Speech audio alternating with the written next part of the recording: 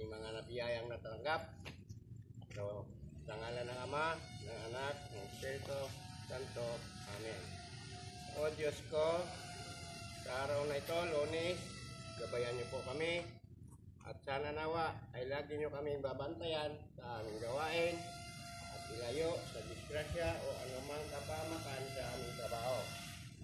Tulungan niyo po ang aming boss na sana nawa ay lagi siyang magpatuloy sa kanyang ugaling matulungin at maunawain sa aming mga trabaho.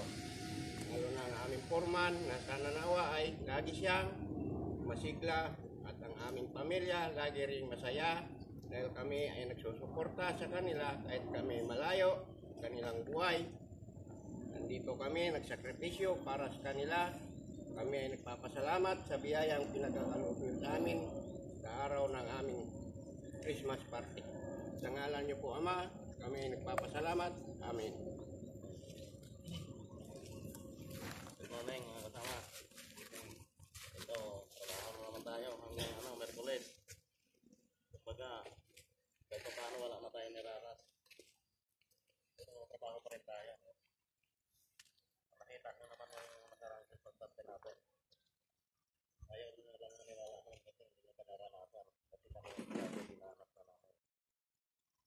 Magpasalamat tayo sa amo natin dahil silang naging amo natin.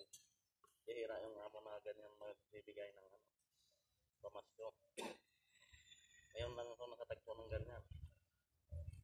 Kaya dublihin pa natin ang sipag natin. Kasi nasa atin din naman ang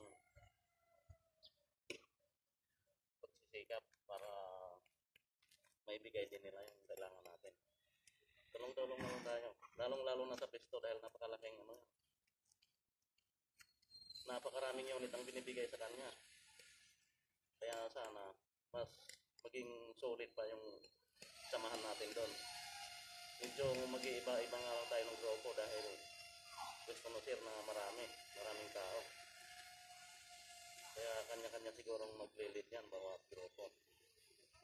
Pero lipat natin doon, hindi tayo makikipag-kompetensya. Magtrabaho tayo ng maayos. Kasi hindi naman kompetensya ang pinunta natin trabaho. Gawin lang natin ang maayos at tama. Kagaya nito, awa ng Diyos na po naman natin.